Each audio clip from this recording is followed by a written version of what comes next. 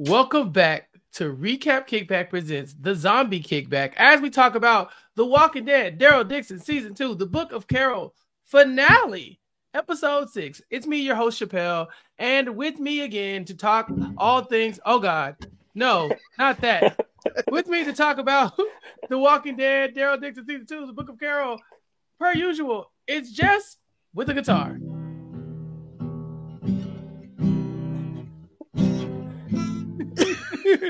You can't always get what you want.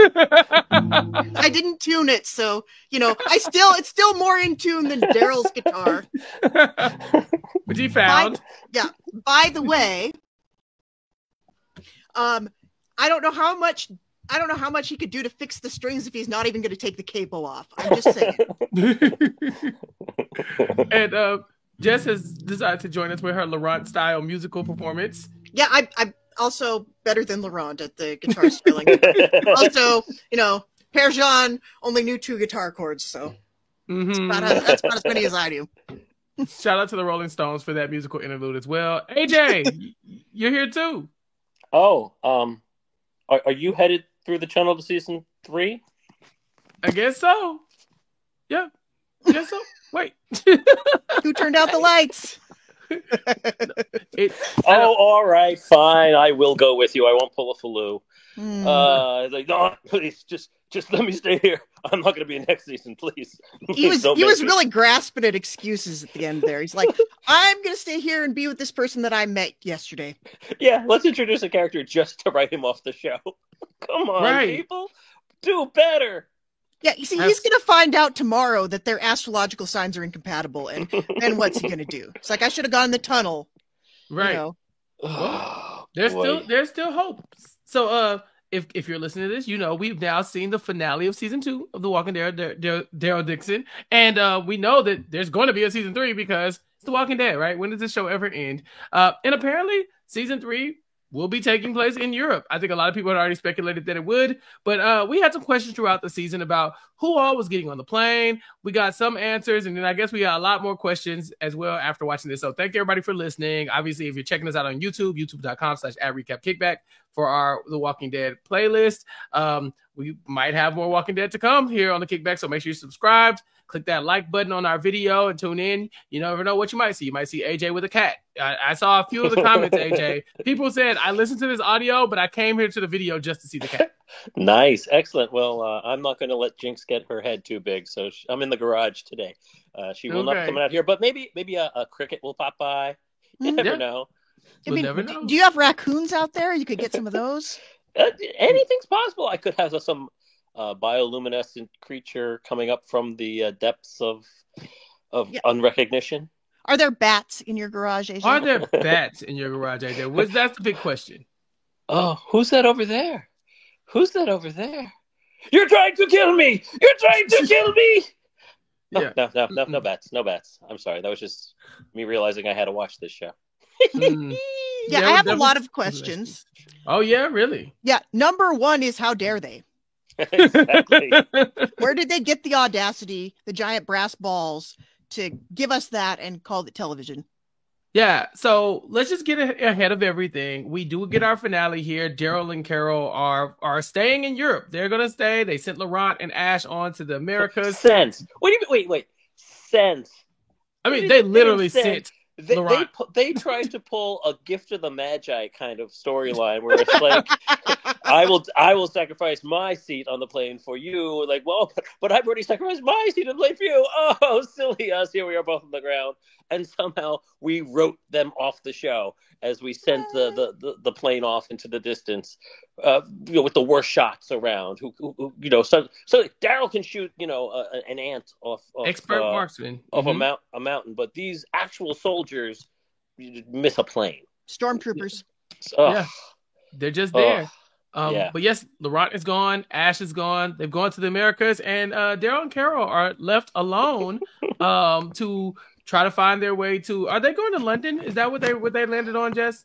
Yeah, they're going to London, I guess.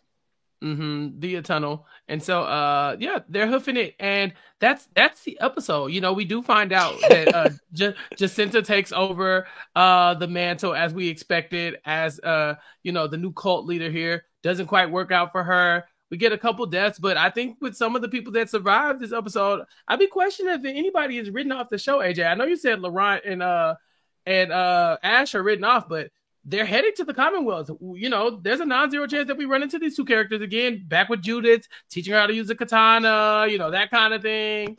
Sure. Look, and there's always the possibility that you know, we see them in London waiting for us on the other side. Oh, they did shoot our plane, and here we are. We did do an emergency landing. Yeah. Like, anything is possible. But if we are to believe that they flew away safely, we won't see them until Daryl and Carol get back to America. And that could be an entire season. So I'm thinking it will be at least one season. We got to spend one more season while they develop the showmance that nobody really wants to talk about except us. Jess, in this episode, we see that Falou falls in love at first sight with Akila, and he decides, I'm staying.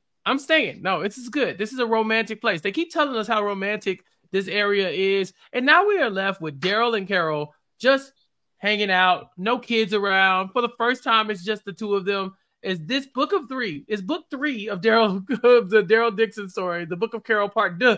Is that going to be the love story that we've all been waiting for? I mean, they're on the road trip now. It's just the two of them taking a little romantic getaway together, but they're going away from the country of love. Yes. And they're going to London. Britain. Yeah. So who knows what could happen to them then? I think the show will either decide that they're finally going to get together, or the show is going to decide that they need to walk it back in a big way based on the feedback of critics and podcasters and other commentators. I feel like they're going to listen to us and they're going to walk it back and they're going to pretend it never happened. Yeah. Are you pretty tapped in? Have you been seeing if anybody else has had any, real big reactions to, you know, what we saw as them potentially hinting at a showmance between the two of them? So are you asking, to be clear, Chappelle, are you asking me, did I spend one more minute than I had to thinking about the show? Yes. I'm asking if you did the research, because I know that you are the research type. I am the research type when I care. That's fair. I can find out for you right now. I will get back to you in just a minute. Okay. I'll find out what people said about this. There was one article that I did see from Collider that said The Walking Dead's Daryl and Carol shouldn't become a couple. There, I said it, by Haley Gilmore. Shout out to Haley Gilmore. Wow, that's such a hot take, man. Well, you wouldn't think you would have to say it this far into the apocalypse, Jess, but here we are talking about a relationship that we all thought was a sibling relationship at best. And now we're really speculating, is this going to be a thing? It can't be a thing. It shouldn't be a thing. But, you know, if they're, you know, maybe high on guano fumes, yeah, the hallucinations, they forget who they are and who they're supposed to be to each other. And, you know, like, I just don't understand. I don't understand why we wrapped up the season basically 20 minutes in and then had 40 minutes of a storyline that literally went nowhere. Went nowhere. They walked back themselves as going past the checkpoint and having to run back. Daryl saw these gas masks sitting on the ground. They kicked the guano and said, "Oh, well, that creates fumes that could cause you to hallucinate." And they don't pick up the gas mask then and there to avoid hallucinating. They walk a little bit further until everybody's hallucinating. The Scottish couple goes nuts and he's forced to kill them. You know, the couple that we met for like all of 2 seconds. Cadrone ran off. Maybe Cadrone is still alive because he might be alive. Yeah, he might be alive. Yeah. But it's just like, okay. And also, didn't we do this in Dead City? Haven't we already been through a hallucinogenic mind palace underground tunnel? This has already happened. And, you know, it's kind of giving House of the Undying from Game of Thrones, which, you know, the show screwed that one up. But yeah, you meet your dead loved ones breathing in fumes in a tunnel. I feel like that is a plot point you get to use once per franchise. Yeah, I will say this, not so much the plot point, but I think that you pointed it out earlier. You said, "How dare you?" to the showrunners and the creators, and I honestly I agree. I think that they take some really big swings, and this far into the apocalypse, they're running out of ideas, right? Like we've seen the fast zombies, the crawling zombies, the zombies that fake sleep, the ones that blow up, the ones you can catapult. We've seen all of that. We got bioluminescent zombies in this, and it's kind of like when someone came up with the idea, they said, "All right, let's just carve out 20 minutes of the last episode of the season just to let's just see what happens," right? And I thought that was really cool. They gave us a nice visual of all the walkers getting up, and they're just like glowing and stuff. It's all hazy because of the hallucinations. But to me, that's probably the best thing that they did in this episode. It's just like, just using your imagination as to giving us different ways these walkers can be menacing, because the show could get very one note, and sometimes it does start to feel that way. At least they use their imagination when it comes to that. And that's how I felt, AJ. No, I'm with you, and kudos to the makeup department, and it looked, especially for this show, which tends to just have an open field with one zombie in it. It looked great, and I was impressed with that aspect of it. But I don't know. It's like I used to watch a show called Z Nation, which in its first season kind of basically said, yeah, everyone else is doing the zombies, and we're going to do the crazy ass zombies. So they had plant zombies, they had a bear zombie, they had deer zombies. So any week you didn't know which animal was going to turn into a zombie. They had a baby zombie who was a fast baby zombie. It was interesting stuff, but it was absolutely out there, and they took big swings. And it was ridiculous and insane, but I was there for it. I mean, they even had my favorite episode of all is the George R.R. Martin zombie, who was actually George R.R. Martin played him as and he was his zombie self, and he was still writing the last novel. Which is crazy because he's definitely not writing them now. Yeah. Winter was still coming, but okay, but it took big swings like that, and here it's just like, all right, we're going to kill all the characters in the first 20 minutes, and we're going to send them on their way and escape, and then we're going to introduce 3 new characters just to kill them off. And it's like, where is the big swing of having like a giant set piece where we actually don't know what's going to happen? Because again, the only 2 characters who survived this were the ones with the plot armor. Mm-hmm. Well, and K'drome. Yeah, and K'drome. Yeah, maybe. But he also literally is going to kill Daryl, just like wanders off for no apparent reason. Like look over there, what? Huh? And he's gone. It's silly to me. That's not how you care for somebody having a bad trip, by the way. Yeah. This is very, very true.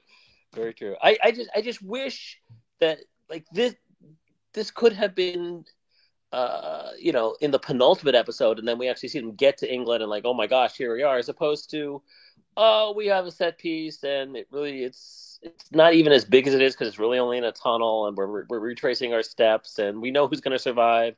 And yeah, we're gonna play it. Carol might die because she's hugging a zombie, but she doesn't even really do that. Like, I don't know.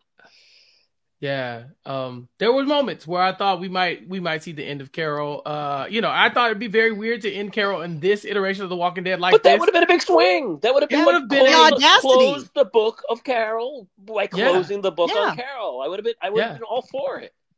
Yeah, we used to do that, Jess. We used to do that. Mm-hmm. When was the last time we killed somebody that mattered? I always ask this question, and I don't ever think I have a real answer. Well, John Dory? Yeah, arguably. Rosita dies in the finale of I said that matters. Regular, but that was also, they weren't even going to do that. She begged them to do it. Yes, please don't let me come back. I don't want to be on the Daryl Carroll show. Yeah, she's like, just let somebody die. If it's got to be me, then it'll be me. But yeah, I mean, Heads on Pikes is probably the last time. They took a big swing, and it was some minor characters as well, but at least it was like, okay, they're going to feel this. I feel this as an audience member, Mm-hmm. Yeah, and it was also like, you had the extra bonus of like, as a comics reader, the Heads on Spikes are coming, and it's like, which heads are it going to be? And yeah, that was probably, I think that was the last time we killed somebody that mattered. Yeah.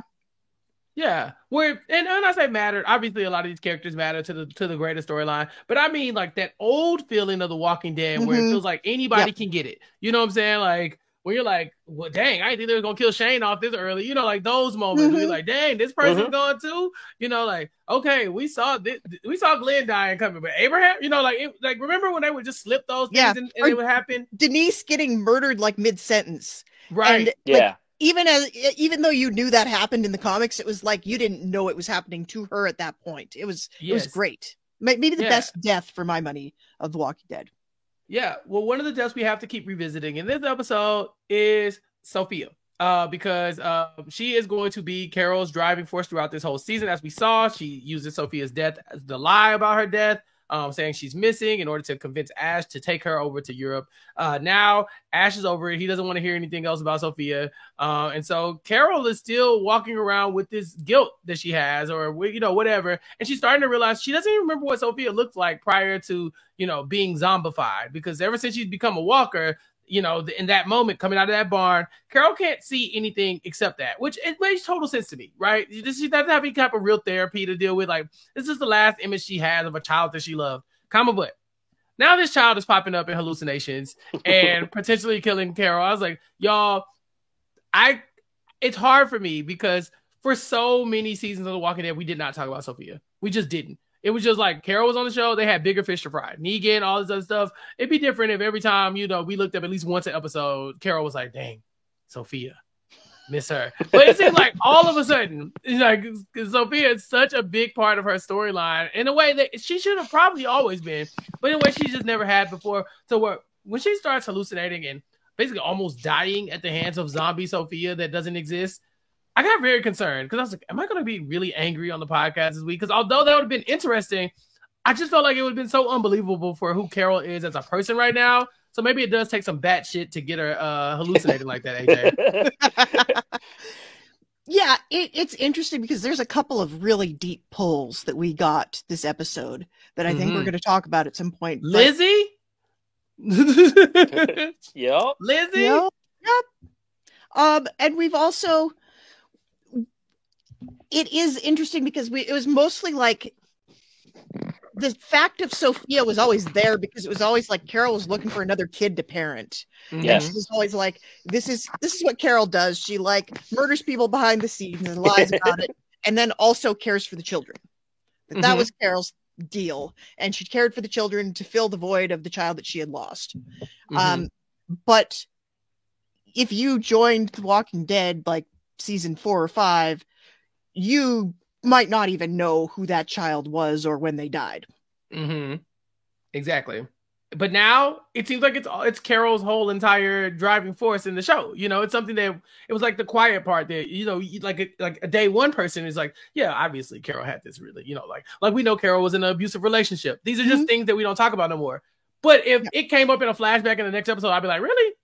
No disrespect to Carol. I'm sure it was a traumatic thing, but AJ, you can't just pull this out in the fourth spinoff of the series and think that we're supposed to care about it. Well, see, the thing is, for me, it's like it's fine and fair game if these, you're on the new show, you're on, Dead City, and you like saying, we're going to address these things about Negan that the show forgot. We're going to address the things about Maggie that the show forgot. We get to this show, we're going to address the things about Daryl and Carol that the show forgot. And if that's what you're planning on doing, then I'm all for it and I'm excited about it. And there were moments in both of these shows where it was just like, oh, we are finally someone's saying it. But to do that in season 1 and then season 2 to just go, yeah, well, none of that Daryl stuff we were talking about, like he was talking about all this stuff about, oh my gosh, I had to kill my brother. And like, can you just say Merle's name? Can you say Merle's name? Why are you being selective about when you do that and have a memory? And they kind of think, Daryl's like, yeah, I can imagine. Like, but still, say Merle's name. He had a name. Something. Somebody had a name. Let people who maybe are in the situation where they're only watching this, like, yeah, there is a history, and maybe they'll go back and watch the show and figure it out, or or look into it. But like, I was just like, I know it's there and it's sitting there, but like, why are you not saying that? But you're having her every time she sees a door. It's a barn door and Sophia's coming out of it. Like, it doesn't make any sense. Like, be consistent is what I'm asking for. Like, everybody gets trauma or nobody gets trauma. Yeah. Yes. Have a memory about the show's past or don't. And I'm fine if we're going to say, hey, this is a new show. We're going a different direction. And maybe, we're going to retcon a few things to make it all work. Sure. Okay. But if you're going to be like, yeah, bring up Lizzie and not bring up Merle, come on now. Especially when he's telling, like, I killed my brother. Do you, Daryl, have any idea what that's like? Maybe. I don't know. I can imagine. I got to decide if I'm allowed to talk about that or not. Right. Well, because when Carol has her hallucination, she thinks back to the most traumatic thing that ever happened to her, right? Like the Sophia thing is still something that she struggles with, apparently, even this far into the show and the apocalypse. Daryl has his hallucinations, and he remembers the love of his life, Isabel, who we just met last season. Not all the people in the past that Daryl has left behind, not his brother, not Rick, not anybody else, but this, Isabel. Two things there. One, that would have been a perfect opportunity to bring Rooker back for that scene. Yeah. Mm-hmm. I mean, because would that have not killed? I mean, awesome. And you only have to get him for like a couple of seconds. Awesome. But you could use archive footage. You don't even have to get Rooker. Like, just get him to sign off on it. Yes. Mm-hmm. I mean, that would have made a total sense. But also, yes, you're right. It's Daryl remembering back. Is the reason he doesn't remember Merle is because Daryl Dixon can only remember what happened in the last 3 months. He has no object permanence. It's been a lot. It is a goldfish. Yeah, he's going through a lot. Oh, is that a dog over there? What happened to dog? Or the lady with dogs? Right. Yeah, really? We don't care about the lady with dog. We don't care about the lady with dog. She does not exist. No, but not lady with dog, but even like feel about dog. Yeah. What about Connie? Come on. Exactly. Connie's who's alive and well, just waiting on Daryl to come back as far as we're all concerned. And he's like, Isabel. So it was weird to me, especially with the Lizzie name drop, that you're right, that they wouldn't lean into like, okay, well, if we're doing origins, let's talk about it. Let's really get into what got Daryl here. We didn't really do that. It really wasn't consistent. I think this was just us saying goodbye to the Isabel storyline and being like, Daryl's moving on. But I really do think, like, and maybe this is my paranoia, that is just another vehicle just to be like, okay, he's let Isabel go, so now he can open his heart to this woman that he's known for 40 years already. Yeah, he's gotten over somebody so he can get under somebody else. Under somebody he could have got under years and years and years and years and years ago. And you still cannot convince me that they didn't actually try it at least once. Because there was a whole stretch of time when everybody was really bored. Yeah. What else were you doing? And the fans were clamoring. I remember those days.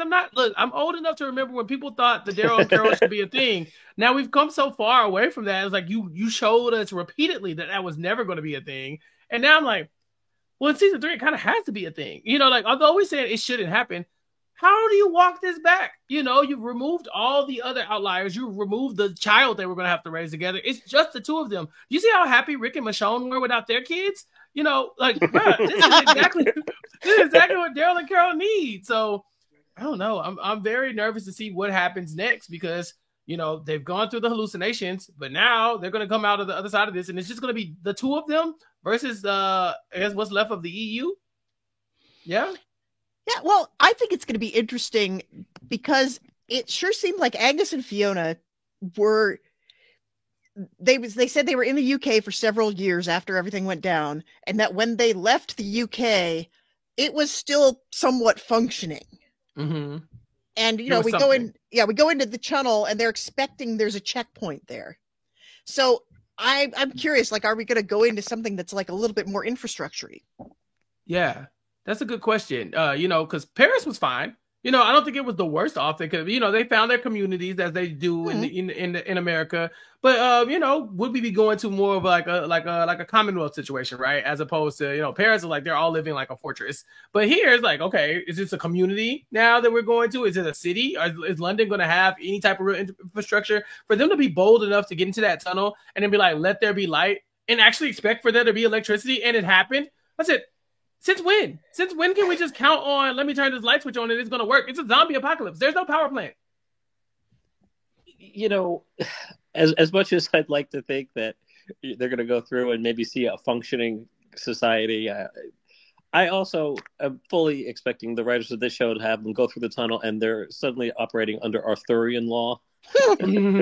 Connecticut Yankee and King Arthur's court trial. I mean, like, why not? Like, what do we know about England? Well, they have a king and wizards and medieval times. Welcome to the Red Fest. Like, I wouldn't be surprised if that's how culture has evolved, because I mean that's kind of what Ezekiel's kingdom kind of turned into was an offshoot of that. Like, let's England do it right. I mean, but yeah, it would make sense it would be great if they walked in and it was like modern, like fully modern and working. It's like, we just isolated from the rest of the world.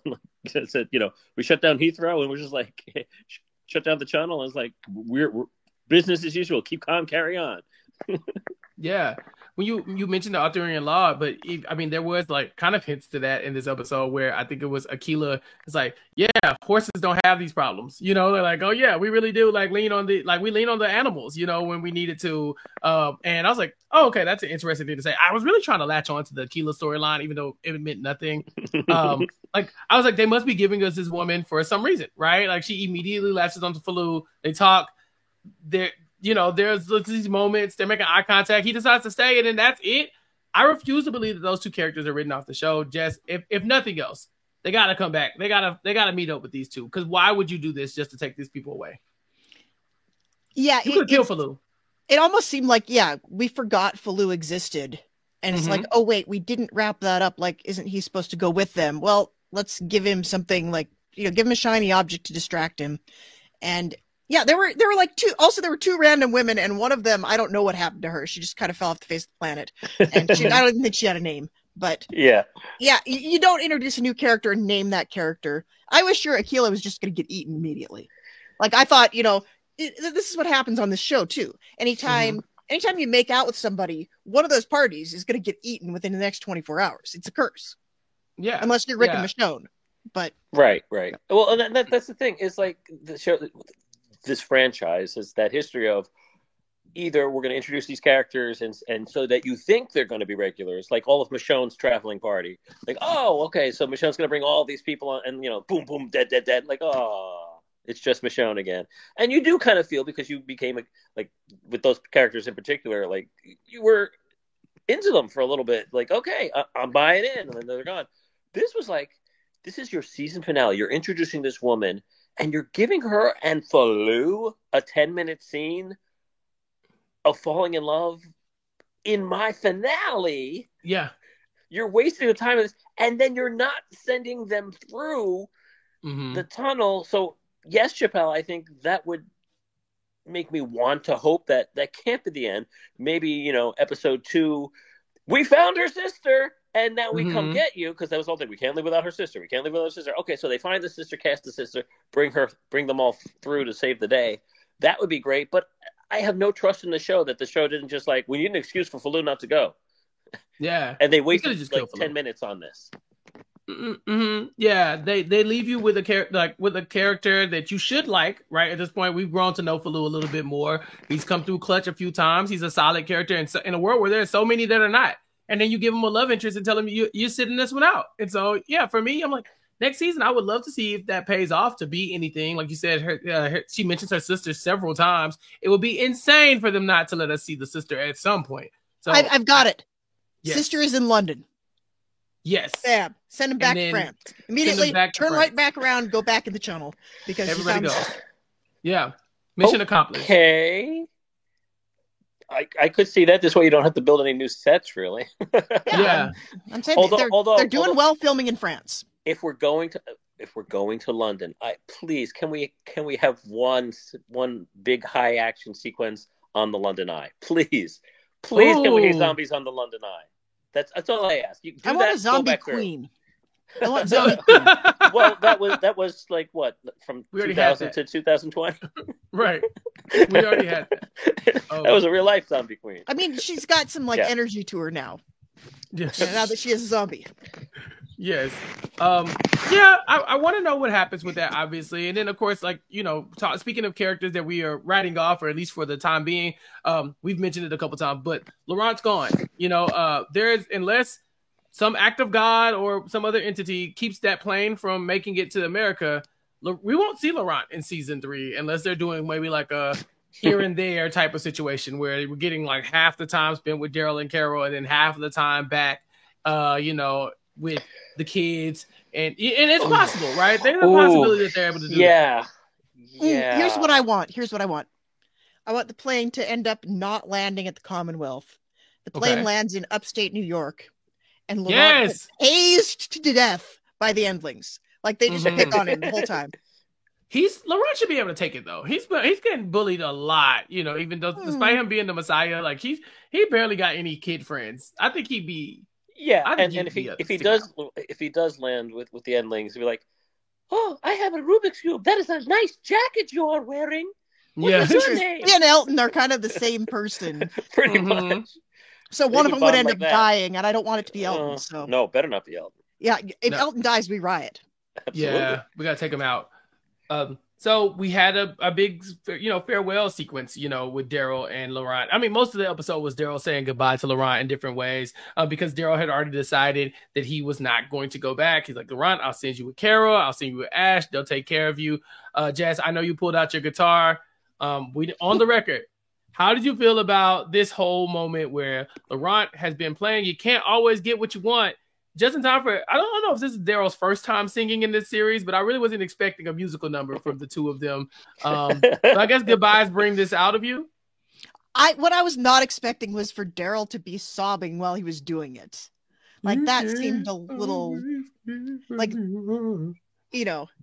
Zombie Apocalypse Jesus is the person that finally brings out this like crying to pop music side of Daryl. I don't know how I feel about that specifically. I think like any element of it, like if he's crying with no music, okay. If he's singing and not crying, okay. If they're just having a conversation, broing down, okay. I don't know. Like this is a little bit maudlin for my tastes. It's like his kid though. This is like Daryl's fake son. Yeah, you know what? It's still Laurent. It is still, look, it is still Laurent. I will give Daryl the grace to have that moment, because I don't think he was really crying about Laurent so much as he was still mourning Isabel and the whole, this was the family that I finally had accepted that I was going to buy in on, and like, oh great, he lived and she died. I'll give him that. Yeah, Daryl saying, okay, go on without me. I could have saw that coming. Like if we really sat around and thought about it, I could see that. But Carol also being like, no, I insist, y'all go on without me. Carol, why do you want to stay here? I'm very confused about Carol's motives, AJ. Oh, not only that, like her motives were like done by the end of like, she's like, all of a sudden it was like, oh, Ash, I do apologize, and like, I'm going to explain myself for the 53rd time, and like, yeah, we're cool. Oh, we're cool? Yeah, we're cool.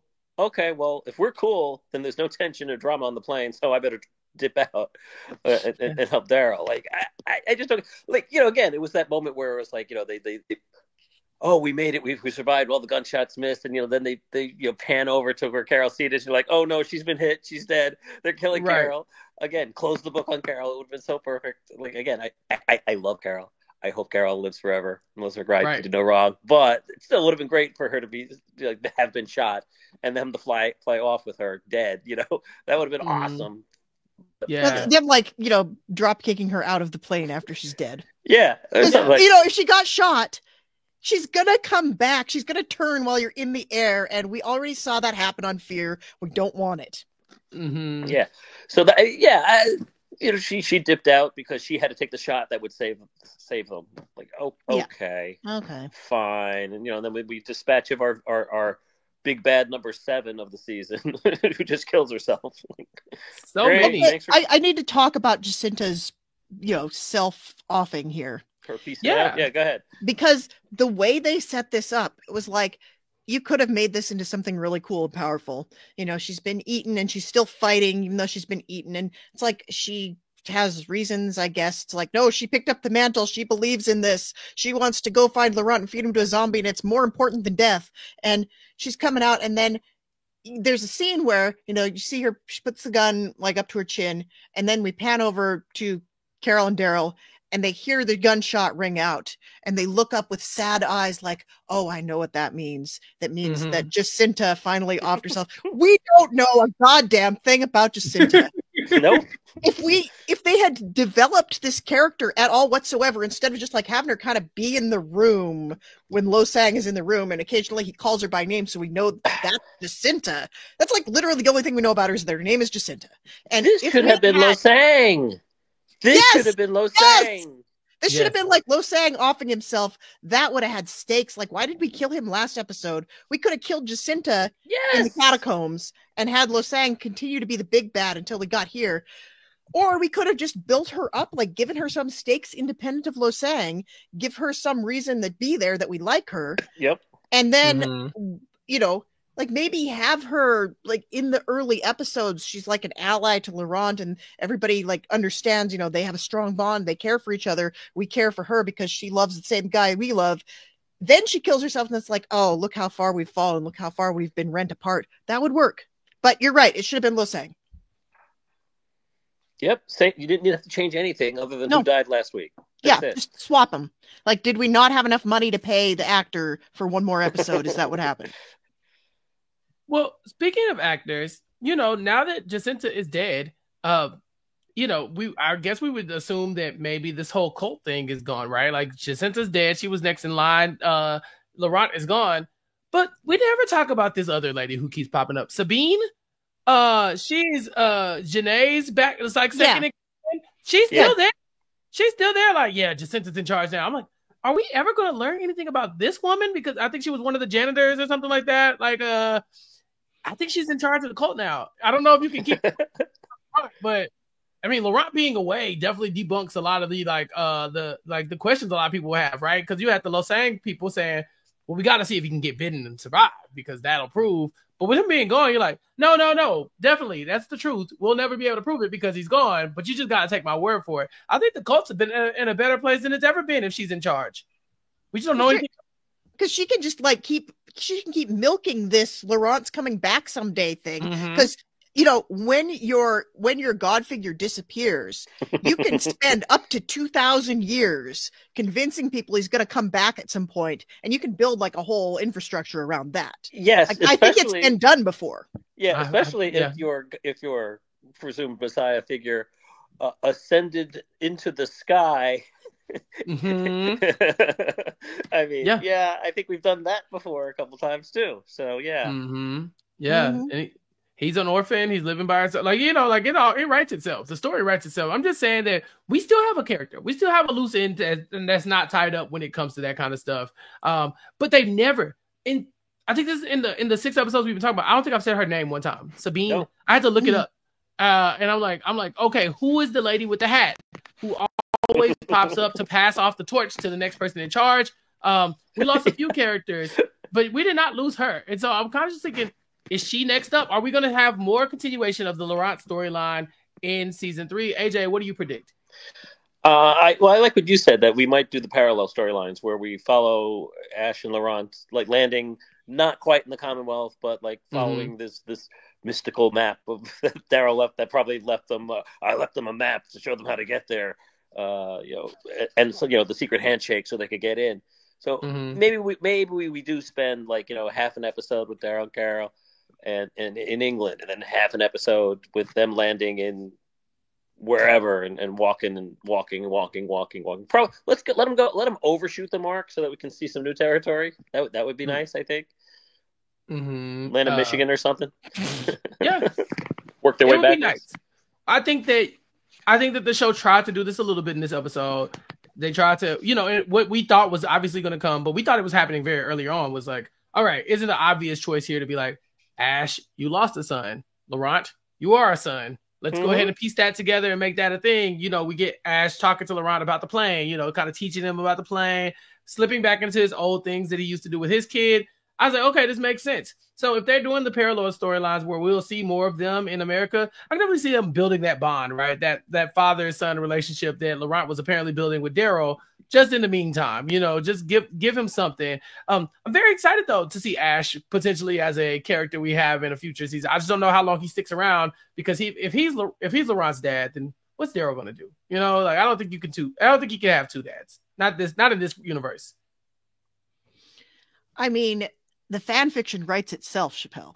Yeah, but I don't think they would have. If we don't want Daryl and Carol to get together, right? I'm just saying.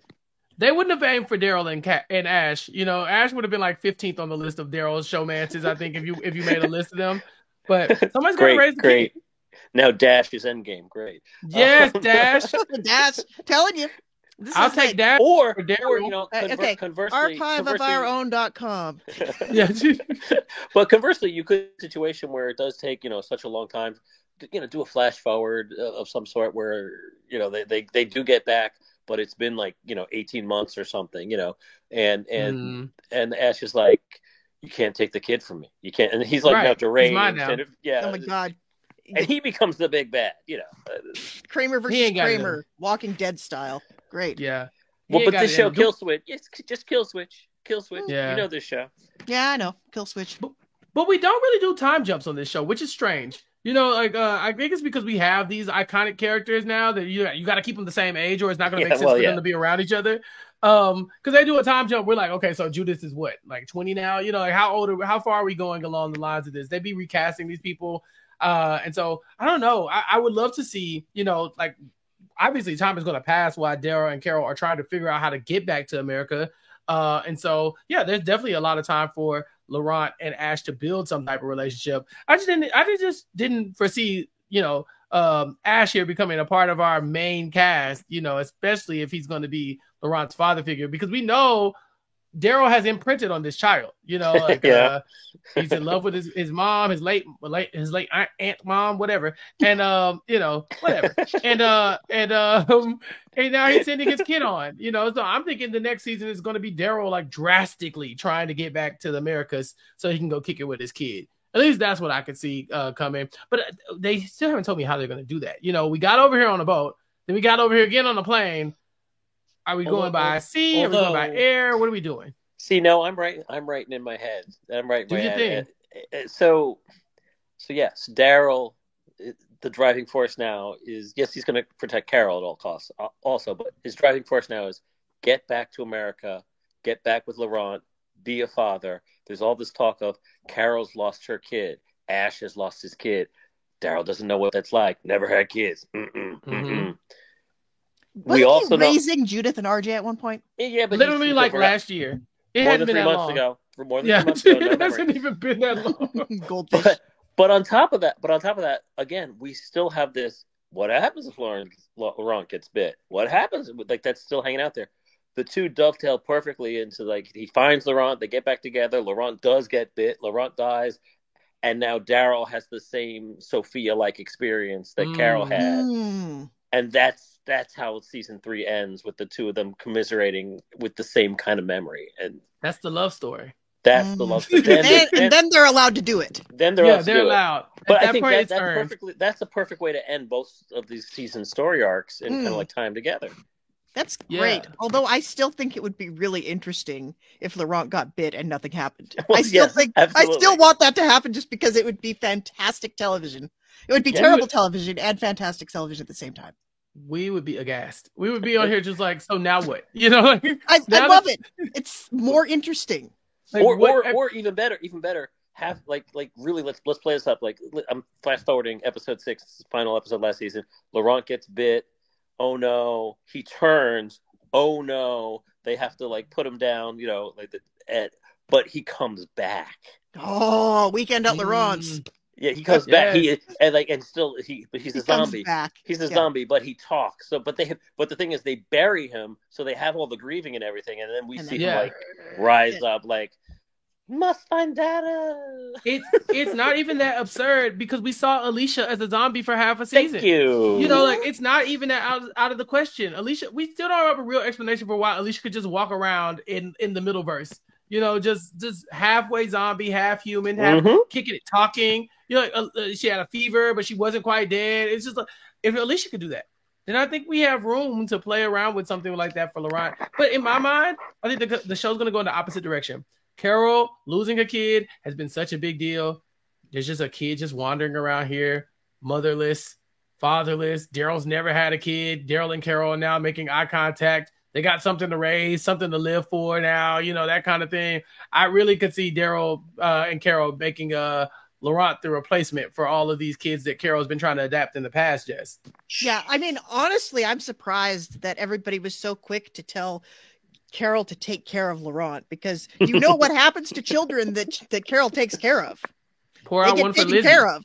Yeah. Right. Pour it out for Lizzie, for Sam, for Nerdy Kid in the Library, for Benjamin and Henry. Yeah, it is very true. Whether it's she takes up gardening, or whether she takes up applesauce cookies or whatever, it's a death knell for the child. Does the show want to go happy ending? The show goes happy ending. They all reunite. They're bringing Laurent over to Rishon's house for Christmas. And bringing presents. or breaking bread at the Thanksgiving table, and like we've all those Rick flash forward sequences that where he was always the happy old man. Like we can just have that happen for real now. Yeah. I don't know if that will happen. I don't really know how endings look in the Walking Dead universe. We don't really get those often. It feels like something ends and then we just do something else. So yeah, I'm open to I'm open to it happening. The worst thing of all possible is like they save Laurent. They spend the whole season. They save Laurent. They're with Michonne, the big happy reunion, and all of a sudden Daryl wakes up. This was all a guano-induced hallucination, and he's back in the tunnel. Stop it! No. The entire series, better yet, the entire Daryl Dixon series was hallucinated in the methane tunnel by Maggie and Negan. Yeah, the first hallucination that we did. And we pull out, and Tommy Westfall has his snow globe. So I have questions about the guano because I don't know nothing about bad shit. Out of context would grab that one. Yeah, well they'd have to know what it is, and I didn't know what it was. They started talking about it. I was like, okay, and it's a hallucinogen. And literally nobody says officially that it's batshit, and I wanted somebody to say this is all batshit, and nobody did. Crazy. Yeah, nobody said it. I wasn't expecting it to be such a big plot point. They're like, oh, don't say guano, and no, it's a hallucinogen. And then seconds later, people were hallucinating, and everybody's like, what's going on? It's like, like AJ said, they just told you what was about to happen. I didn't know this was a true thing either. Like, are y'all familiar with this lore of batshit? It makes sense when you think about the expression. Yeah, batshit crazy makes way more sense now. And I say that all the time. You should really start looking at things before you say them. Yeah, you gotta learn the etymology of words before you really can ingest their power. Right. And this is consolidated in large amounts in an enclosed place with no circulation. So it does make sense that it would just kind of sort of permeate the atmosphere. I mean, let's zoom out even more though, because tunnels require maintenance. That tunnel's already leaking.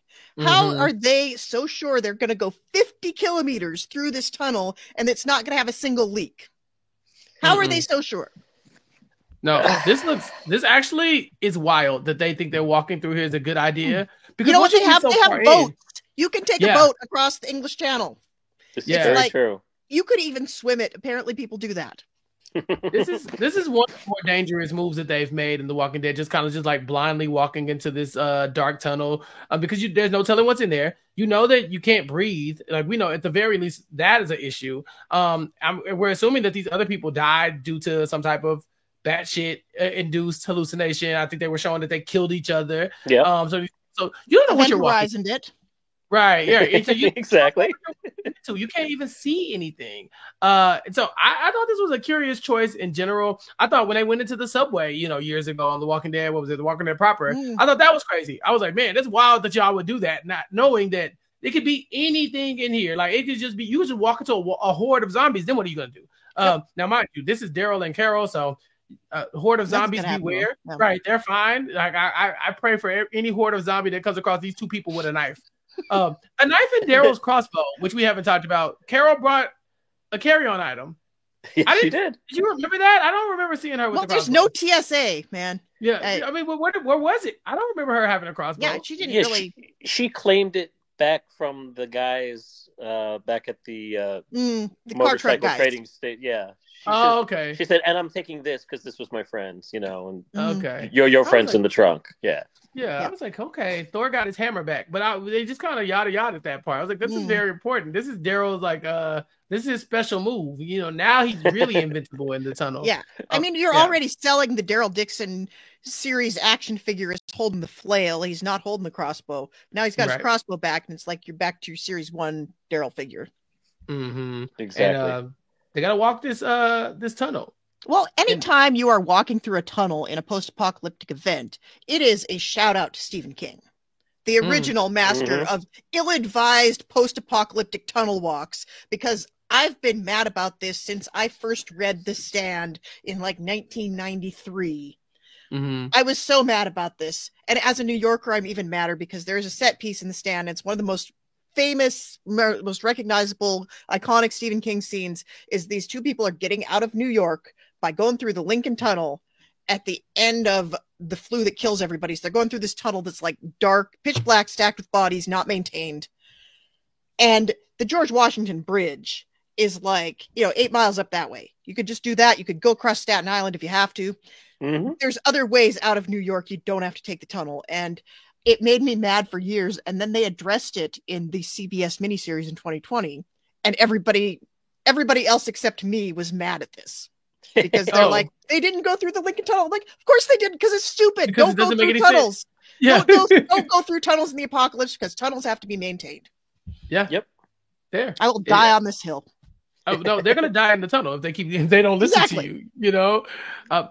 So on their way to London to find a way home. That's the whole goal here. I mean, this is really tough considering they don't have their Scottish teammates with them anymore. They don't have Cadrone either, who has now disappeared. I'm assuming he'll be back, but so they're just gonna get to London and be like, "Hey, anybody got a boat?" Pretty much. I say, old chap. At least they all speak the language. Very, very different. Even though Daryl is picking up French. Did you notice? He's getting good. Yeah. Hey, what do you say? Brothers in arms forever? Yeah, that's what I thought. That's what I thought. You're learning French. Like, what do you mean you're as French? we leave France. As we leave France. Yeah. That puts us in a tight spot. I think I do kind of want to eulogize Cadrone a little bit, even though he's not dead. He's come a long way. Our season 1 villain has now realized that his whole world was a sham. Daryl says, that wasn't me who killed your brother, right? He's like, what? Like, I love that. Yeah, that skinny girl did it, and she did all this other stuff. Matter of fact, you wouldn't be even in this situation if it wasn't for her. He's like, what? Really? Damn, that changes everything. And then he disappears on us. Yeah. Well, he gets space madness first. And tries to kill Daryl. And it's like he did a heel face, heel turn, and then he dipped. Yeah, chasing after his brother. Even though he's hallucinating. But I don't know if he comes back from this. They have masks. Daryl and Carol are walking away with masks. This seems like a prolonged hallucination. Might not be the best thing for somebody like Cadrone, who is, a little homicidal already. You know what I'm saying? Like, I don't think he needs this. No, he doesn't need any encouragement to murder. Yeah, but he was our villain. He was our first villain. He's like the one big bad that has survived, aside from Sabine, who we don't know anything about. He's a medium bad. Medium bad. At best, yeah. But he had a good run. Him and Daryl were seeming like they were going to become a good team. Him and Falou seemed to be bonding. I thought this might be one of the missing pieces to our little caravan puzzle, but now he's literally a missing piece because we don't know where he went. So pour one out for Cadrone. If we ever get him back, I doubt he'll be on the right side of whatever's going on. But it seemed like for a second we actually found us an ally, AJ. For a second, and then just like that, it was gone. And again, I think it's tying up the season really quickly, and just like maybe he'll come back. Maybe it'll be like The Sopranos, and just go into the Pine Barrens, never to be seen again. Like whatever. I'm sure we'll encounter 8 new people in episode 1 of season 3, and think they're our new team, and 6 of them will die by the end of episode 2, and then 2 of them will come with us, and one of them will suddenly turn out to be a heel turn. And it's the same formula over and over again. I wish they would do something to mix it up, and just because you end your season like 20 minutes early and tack on this action sequence, I'm not falling for it. Yeah, you can't trick me. Jess, do you want to eulogize Anna, our Moulin Rouge hostess?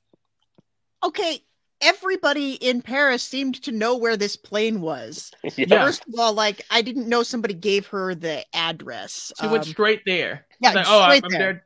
Down this tunnel. Although not really straight there, but how did she know that you could do that, for one thing? I will grant you, she knows tunnels and catacombs and things like that. She probably knows the back way into this place just from having lived in Paris, and maybe gone there. So I can give her the benefit of the doubt there, and that she had sent her flunkies to get all the fuel and stuff. So that's true. They were delivering fuel. There was some advanced scouting going on there for her. So sure, that's a good point, because she didn't just give them fuel at the bar to take out to the plane. They probably had to arrange for delivery, so she probably did know where it was. Okay, I'll give her that. There was no point at any point of the Anna part of this story where I felt like she was really going to deliver these people to Like, you knew she was taking them down the wrong path, and it was just a matter of like, well, what wrong path is she taking them down? Like, what trap has she set for them? And she just lucked out that there were a whole bunch of zombies down there. Yeah, pretty much. I mean, they saw it coming too. Every time she was like, all right, go ahead down that tunnel. They're like, no, you go.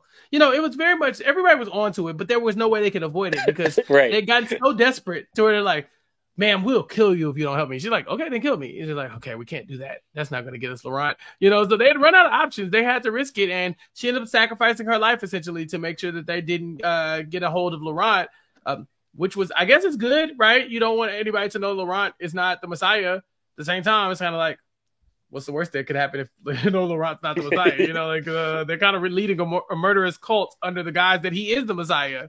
So yeah, we lose her and we lose Jacinta back to back. Yeah, and they tried to do this flashback thing to season 1 where like, oh, she had this one bonding scene with Laurent about the Eiffel Tower and she remembers it and maybe I shouldn't turn heel after all because I once told him that the Eiffel Tower was pretty. Like, okay. They had a moment. They had a moment.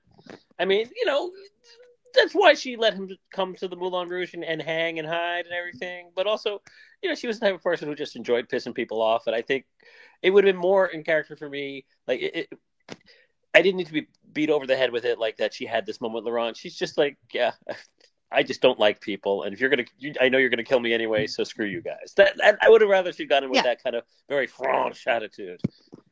Well, she's not French, in point of fact. Yes, but she's in France and went in France. Yeah. Anybody else we need to eulogize from this? I feel like we touched on everybody who was come and gone in these last 2 seasons of The Walking Dead. Daryl Dixon. I mean, we got a Ezekiel name drop, but for the most part, everybody was pretty contained in this world. I'm very interested to see what happens next. But Jess, I think we gotta rebuild a team. We're back to square one. Daryl and Carol all by themselves, no kids, no guides with them, no Cadron. We gotta bring in some new red shirts to eventually kill off. Yeah, they're gonna need a new quest. So there's gonna be like some other thing. It's not gonna be Zombie Messiah, but there'll be somebody they have to help, and they will be like, well, and it'll be another situation of like, well, we got this boat, we can take you back, to America, but we also need your help. And then it's like, oh, well, now I'm in it. Now I got to help these people forever. So I'm going to stay here and help them. And that's all that's all that's going to happen next season. We know that. And we know it's probably Akila's sister, right? Like they can't bringing her up. Yeah. Right. Yeah. We got to find her at some point. Yeah. And it might even be like, you're talking about there's like 2 parallel stories going on. Is there an outside chance that we have 3 parallel stories, or even we have 2 parallel stories and one of them is not Laurent? Like, what if we're like, meanwhile, back at France, we have introduced this new character, this new power couple of Falou and Akila, and they're on the quest to find the sister, and then the 2 paths will converge at some point. Yeah. I mean, that's fine if you're going to be 10 episodes, but for 6, that means, well, then again, they like to wrap everything up in 2 episodes anyway. So if you take the 2 episodes, just write 2 episodes for each of them, but cut them up so that by the time we get to episode 6, we're done. Yeah, a great pitch maybe for that another is more season of efficient. Tales of the Walking Dead. No, but listen, we've been saying we wanted Tales back. This is the type of things you need for Tales of the Walking Dead. Yeah, it really is.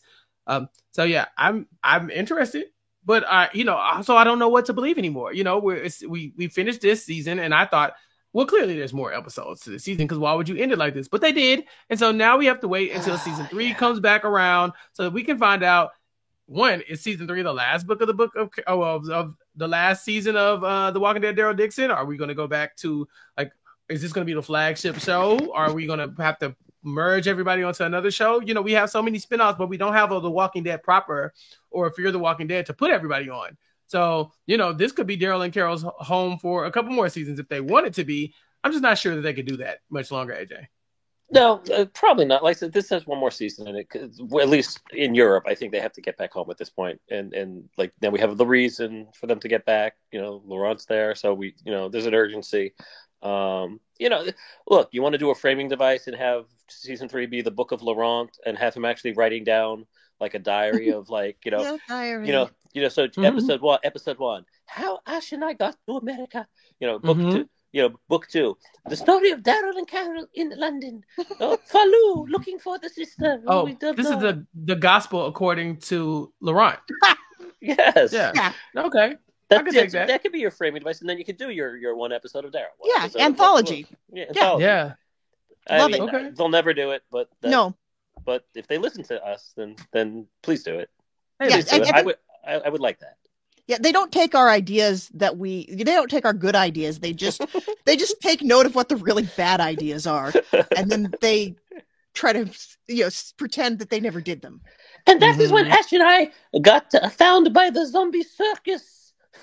Yes, I'm telling you, there's something there. Traveling circus of zombie performers.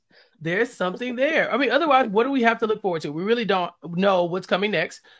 All the shows are separate still. There's no world where Daryl and Carol are going to run into Rick and Michonne in Europe. Not that we know of, right? We also don't think Andrew Lincoln would prefer that, but yeah. He could use his real accent. He could use his real voice. Yeah, that would be nice. What if it's like Rick's twin brother separated at birth? I'm Nick Grimes. Yeah. He's British. British Rick Grimes. Yes. Yeah. That will work out. Jess, is there anything else from this episode or from this season? We're done. From this season of The Walking Dead, Daryl Dixon? God, I think we've talked about this so much. We've covered so much ground here, and I think we've come up with many good ideas. And I like the Walking Dead think tank that always comes out of these, where we look at the narrative shortfall and we figure out how to fix it. I think that's my favorite part. Yeah, I was thinking of some off-season content one time. I was like, or maybe at the end of a podcast, we could just have a segment where we just say, "Hey, let's take these zombies. We've done explosive zombies. We've done the luminescent zombies at this point. How else can we spice these zombies up? Because you have to know the writers and the producers are sitting around having these same conversations, right? We've had the ones that can sleep. We've had the ones that can climb. The ones that can run really fast. What else can we do to these zombies to make them cool? And so, this is definitely the conversation that we have here on this podcast. So I love talking about the show with y'all too. Honestly, don't even know what I would be talking, who I would be talking about the show with if it wasn't for you two, because it seems like The Walking Dead just left us on this fandom on an island, AJ. We're just by ourselves, just talking through whatever wacky twists and turns that they give us. Yeah, we're on an island, and the only way off is through a channel. Yeah, and we've decided not to go. Yep. Yeah, you cannot convince me that it's a good idea to go in the channel. I'll just stay here forever and talk about The Walking Dead. It's a bad idea. It is a bad idea, but we will be here regardless. As long as you two will come back, I will be here to talk about The Walking Dead with you whenever. This has been so much fun. Thank you all for listening to the Zombie Kickback here to keep up with our Walking Dead coverage. We took a break, but we couldn't stay away long because we got to talk about this wacky show. We got to talk about these walkers. And then, make sure you all join us for next time when we come back to talk about one of these iterations of The Walking Dead. Whichever one comes back first, I guess we'll be there. But in the meantime, AJ, what you got going on? Felonious Pundits with Kentad Svensgaard, Criminal Minds Rewatch, asked for it by name. Yeah. And Jess, what about you? Well, I started the Substack that I was going to be updating when I didn't have podcasts, and this is my last scheduled podcast forever. So Substack's coming. You can go to jesslease.substack.com and sign up there, and I will probably start putting out content this week. And then you can also follow me on the socials at Haymaker Hattie. Yep. And make sure you follow Recap Kickback wherever you get your podcasts. Recap Kickback, subscribe on all social media platforms. It's at Recap Kickback. On YouTube, youtube.com/@recapkickback, TikTok. I don't update any of that stuff. I should really start doing that more. But, maybe we've got time now that The Walking Dead season is over and we got more of The Walking Dead coming our way soon. We don't know how soon, but whenever it happens, we will be here. So for AJ and for Jess and for Josh, wherever you are, Falou, come back. Come back. Come visit us here as we talk about the next iteration of The Walking Dead whenever that time comes. Make sure you follow me on all social media platforms as well, at Chappelle's_show. And then tune in to Recap Kickback next week to see what else we have going on. Till next time, peace. I've been trapped behind Maria, isolated like it's North Korea. Smaller city with some bigger dreams. The wall is cracked, I'm looking in between it. The world is yours, but man, I gotta see it. They say it's hard, but man, I gotta see it. The air I'm breathing can't feel my chest. Wait on life, I wanna hold my breath. I'ma get in my goddamn self.